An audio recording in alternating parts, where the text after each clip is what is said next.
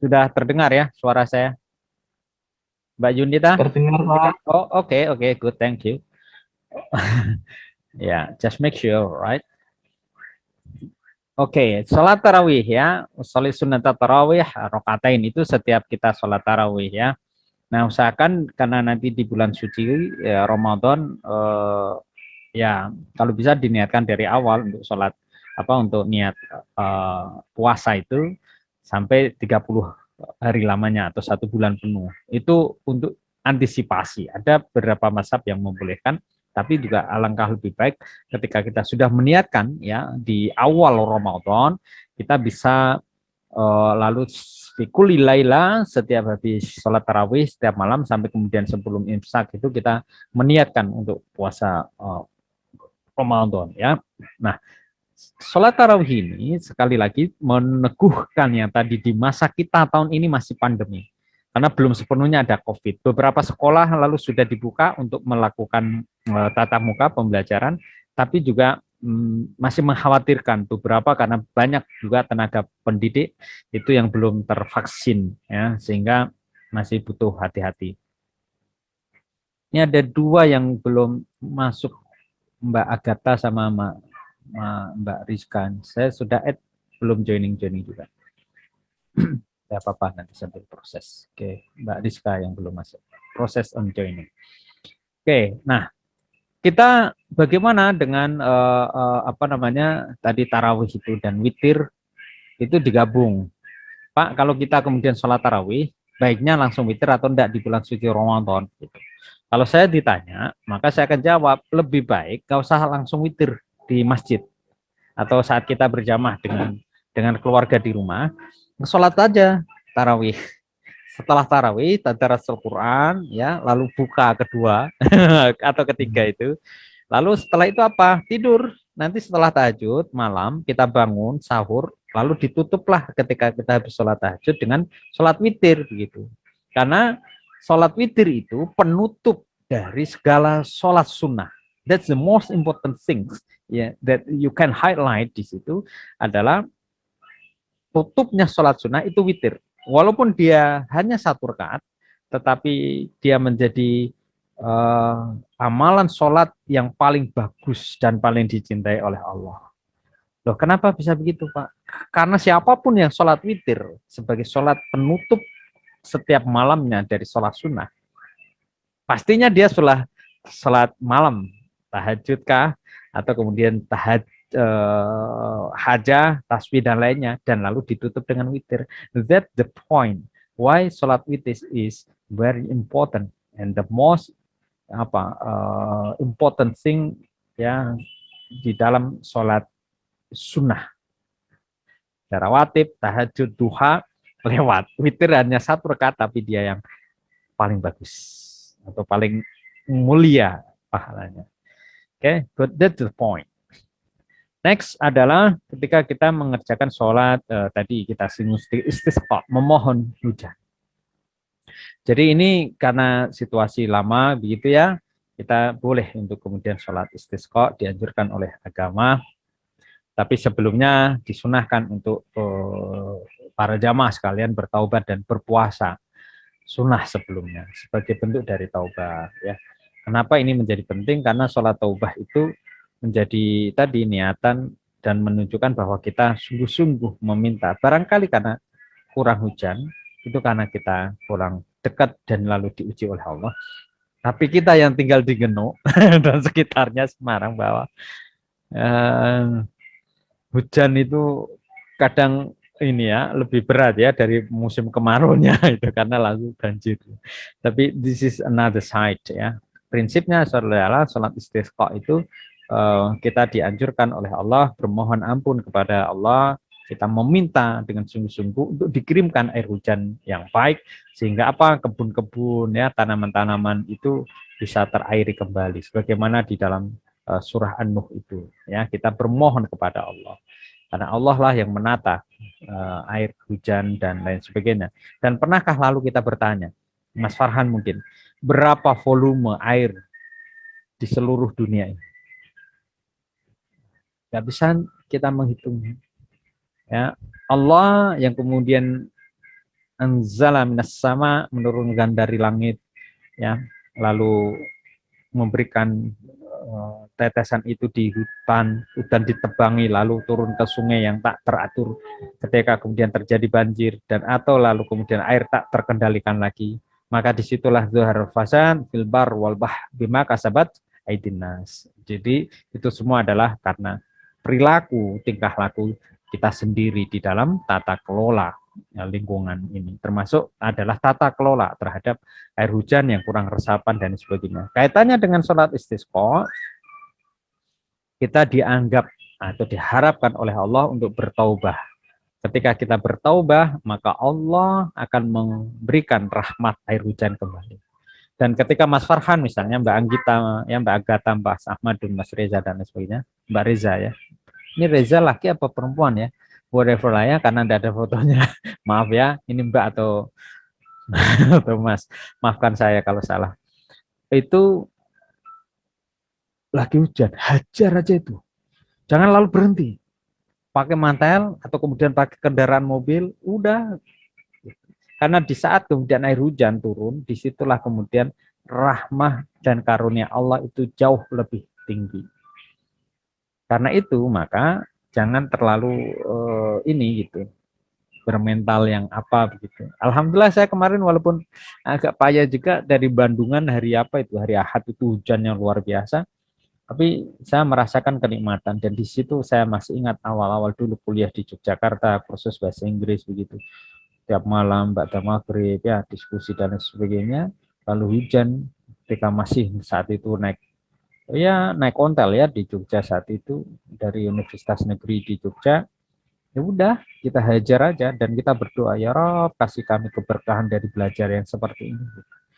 Tas kita basah dan sebagainya. Tapi itulah, kita nggak tahu bahwa setelah lulus selalu Allah kasih berbagai kemudahan, bisa melanjutkan pendidikan di luar negeri, baik di Timur Tengah ataupun kemudian turut serta di Australia dan sebagainya. Keberkahan-keberkahan itu barangkali karena welas asihnya Allah. Saat lalu hujan turun, basah kuyup misalnya, atau lalu kita pakai mantel, tapi di situ lalu kita tetap berdoa dan bermohon kepada Allah Subhanahu wa Ta'ala. Oke, itu kaitannya dengan istisqa. Belum lagi kefadilahan. The next point, ya, I would like to share pada teman-teman and motivate us together adalah sholat sunnah itu menghantarkan sebagaimana hadis Rasulullah bahwa siapa yang kemudian menjaga yang nawafil, maka Allah akan turun dengan karunia-Nya menjadi apa? Menjadi pandangan kita ini seakan pandangan yang dibimbing oleh Allah. Tangan kita ini bergerak dan menyentuh seakan dibimbing dengan sentuhan dari Allah.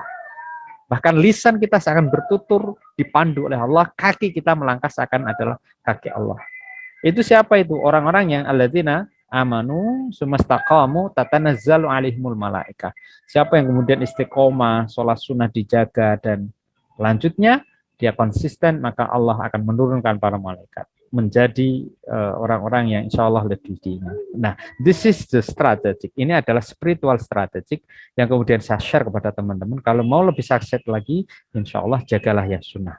Karena siapapun yang telah menjaga yang sunnah, pasti yang wajib sudah terlampaui. Nah, ini jam 5 lewat lebih ya. Silahkan. Tadi itu agak kelamaan karena memang harus di-record dulu. Tapi saya kira kalau saya minta izin ya, tambahan sejenak tadi, karena teman-teman kayaknya tadi sudah kayaknya sudah istirahat ya, beberapa sudah makan makan bakso ya, sudah pesen GoFood tadi kayaknya itu. Saya sharingkan terakhir nih untuk menambahkan sedikit saja tentang fadilah atau kemudian keutamaan kita sholat di awal waktu. As-sholatu fi waktiha. Ini yang menjadi penting. Jadi saya sharingkan dengan singkat dan silakan nanti kita sharing sebentar sebelum kita tutup. Amal yang paling dicintai oleh Allah adalah as-sholatu fi waktiha. Sholat itu ada in time, ada on time. Ada di dalam waktunya, asar misalnya, tadi, teman-teman ini saya anggap sudah sholat asar semua ya, termasuk Mas Farhan tadi. Waktu saya telepon, saya sudah selesai jamaah di masjid, Unisula, dan saya langsung ngebut untuk mencari wifi di rumah yang lebih stabil daripada di kampus yang masih labil. Oke, nah ketika kemudian kita sholat asar, ada di jam 4 ini, atau jam 5 seperti sekarang ini, itu adalah in time. Tetapi kalau mau lebih jos lagi, sholatlah kita 5 waktu itu on time. Begitu ada azan, langsung kita siap, lalu kita sholat. Paling tidak perkiraannya sekitar 15 menitan lah. Gitu. Supaya kita mendapatkan mahabbah dari Allah. Siapapun yang kemudian sudah mendapatkan mahabbah Allah, maka tidak ada urusan yang tidak selesai. Tidak ada kemudian rizki yang tidak dilimpahkan dari sang pemberi rizki. Dan bahkan kemudian apa? Tidak ada sebuah doa yang tertolak ketika Allah sudah mencintai hambanya. Nah, kita sholat tepat waktu ini, teman-teman sekalian, adalah di dalam rangka kepatuhan terhadap perintah Allah dan juga mendapatkan mahabbah cintanya Allah. Jadi dengan kalian kita ini meninggalkan sholat secara sengaja, dan kemudian ketika kita dengan sengaja meninggalkan sholat, maka Allah lepas tanggungan. Seringnya, maaf ya teman-teman, karena saya sering di Semarang itu, para jamaah-jamaah yang kemudian pembisnis yang gagal dan fail dan lain sebagainya, bangkrut, biasanya kan begini, Ustaz, kami kenapa susah ya? Nah, dulu kemana aja lu ketika kamu sukses, ketika kemudian banyak keuntungan dari bisnis, kamu lupa sholatnya. Sekarang begitu Allah kasih ambil itu, ya aset-aset bisnisnya dan perusahaannya, baru dah datang.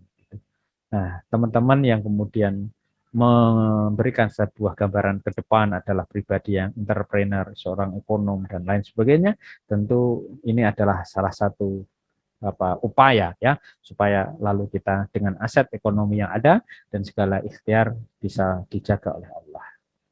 Oke, good. The last point I would like to share di dalam kesempatan ini adalah ketika kita sudah sholat tepat waktu, teman-teman sekalian, sholat subuh, ya, sholat duhur, usahakan untuk bisa dijalankan dengan baik. Celakalah orang-orang yang munafik, yang lalai di dalam sholatnya. Termasuk sholat yang paling berat bagi orang munafik adalah isya dan sholat subuh. Ya. Lalu sesungguhnya sholat isya dan subuh, sholat yang itu memang apa ya, nggak tahu fadilahnya. Andai kan tahu ya ini dasarnya, mereka akan datang dengan merangkak, ya, akan datang dengan merangkak. Nah, termasuk ini sholat subuh, ya, maka dia kalau sudah sholat isya berjamaah seakan dia telah sholat setengah malam. Termasuk siapa yang berjamaah sholat subuh, ya, maka seakan dia telah mendapatkan sholat malam satu penuh, ya.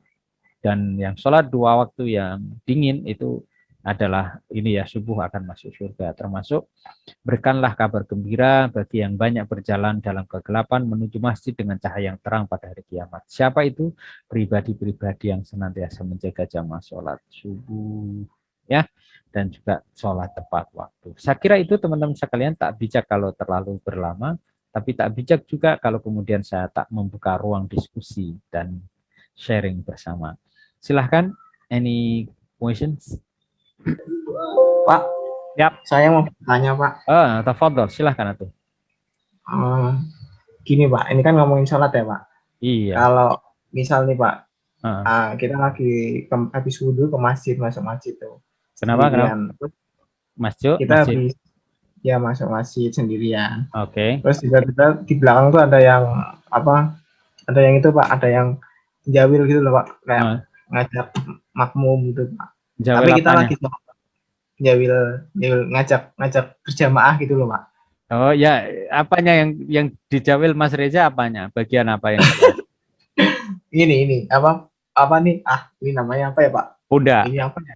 Ya pundak ya itu. Oh ya, diceblek sekalian ya. Terus ternyata tuh kita lagi sholat sunnah Pak, enggak sholat wajib. Nah itu apa yang harus kita lakukan Pak? Teriak, weh, aku lagi sholat sunnah. Gitu ya. Ya masa gitu Pak? Iya, enggak begini. Jadi don't worry about these situations. Ini salah satu tip juga bagi kita yang sering ketinggalan. Dan mungkin Mas Reza yang sering ketinggalan.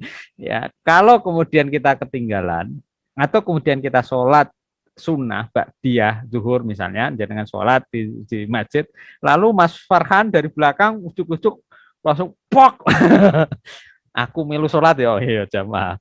Terus kemudian, padahal itu sholat sunnah ba'da zuhur. Sah.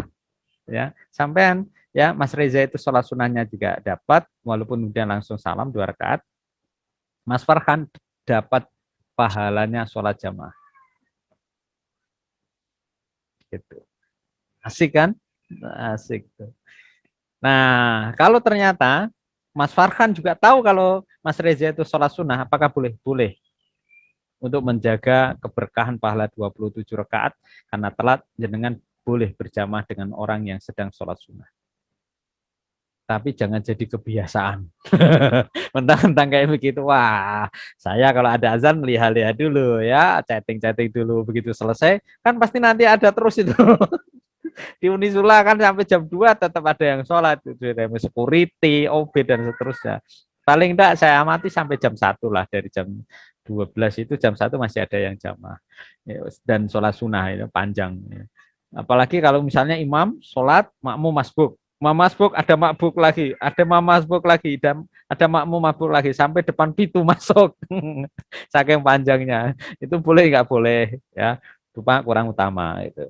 Makanya yang hebat itu teman-teman sekalian, kita kan tidak berbicara in general situation ya, lalu we have on time gitu. In case selalu tidak on time, boleh seperti itu. Tapi saya ingin kemudian we have and go up ya, lebih tinggi lagi apa? Menjadi pribadi yang lebih mudah hajahnya. Yas'alunaka idza sa'alaka ibadi anni fa inni qarib mujibu da'wata da'i idza anni falyastajibu li, maka minta kepada aku. Jadi kalau ada hamba-hambaku, Farhan, Riza, Agatha, Luk, misalnya Tuhan saya akan berdialog dengan kita. Minta kepadaku, kalau engkau, kalian semua tanya terhadapku, aku adalah Tuhanmu. Dasa'ala kaibadi ani fa'ini qarib, aku itu dekat. Kalau kita, ya, ente cari jodoh, minta kepadaku. Agatha cari, minta kepadaku. Ini qarib, mujibu da'wata da'i dada'ani. Maka minta kepadaku, lalu apa? Fal yastajibuli, maka minta kepadaku dan aku pasti akan mengabulkan. Salah satu waktu yang mustajabah adalah bainal azan wal iqamah. Oh. Nah, kalau Mas Reza sering masbuk, maka kita kehilangan waktu yang mustajabah, yakni al-waqt baina al-azan wal iqamah. Jadi pribadi-pribadi yang hebat itu begitu ada azan, set langsung berhenti. Dan saya merasakan itu Mas Farhan, ketika lalu di luar itu, kerja kita dengan standar mereka ya, orang-orang bule begitu. Begitu kita istirahat 10 minutes, itu misalnya at 10 o'clock, kita mulai kerja sudah dari jam 7 begitu, lalu jam 10 istirahat, dan 10 menit on time, mesti semua orang kemudian meninggalkan itu. Komputer, mesin, dan sebagainya ditinggalkan semua. Kenapa? We know that our rest, take rest only 10 minutes, 10 menit. Nah, saya membayangkan tuh kayak kita, begitu ada azan, udah berhenti, tinggalkan. Paling tidak azan di kita sampai iqamah itu butuh waktu beberapa menit. Nah, ketika kemudian kita mengiyakan Allah, berarti kita mengutamakan Allah. Begitu kita lagi diuji, susah, dan sebagainya, kita tinggal datang ke Allah. Ya Rabb, katanya engkau dekat. Selama ini kami mengijabah, menjawab perintahmu. Setiap ada azan, kami berhentikan semua aktivitas karena kepatuhan kepadamu. Maka tolong ya Allah, lihat diri saya. Udah usia 30, belum nikah. Udah usia seperti ini, 29, bisnis belum jalan juga. Atau saya sudah sarjana, saya belum mampu untuk magister, atau belum dapat beasiswa, atau belum ini dan itu. Nah, itu kita lalu tinggal hadir, dan biasanya nggak lama. Kenapa? Karena biasanya kita sudah mengutamakan Allah, dan we come to Allah in the first time. Di waktu-waktu yang utama. Gitu, Mas. Ya. Good question, Mas Riza. Terima kasih. Ada lagi? Tidak ada. Mbak Nisha Marshanda, are you okay? Mbak Nirma Hamida, are you right? Mbak Anggita? Iya, Pak. Iya. Gimana Mbak Anissa? Lagi ngapain? Lagi kuliah, Pak. Oke, thank you. Mbak Nisha, Mbak Dian Octavia. Nama 3 ini bagus semua digabung jadi satu. Oke. Ada yang mau tidak ditanyakan? Enggak apa-apa. Mbak Nisa Marshanda, Mas Rizka Ardita, Zidania Ainurlisha. Oke, teman-teman sekalian, enough? Cukup Mas Farhan ya? Oke.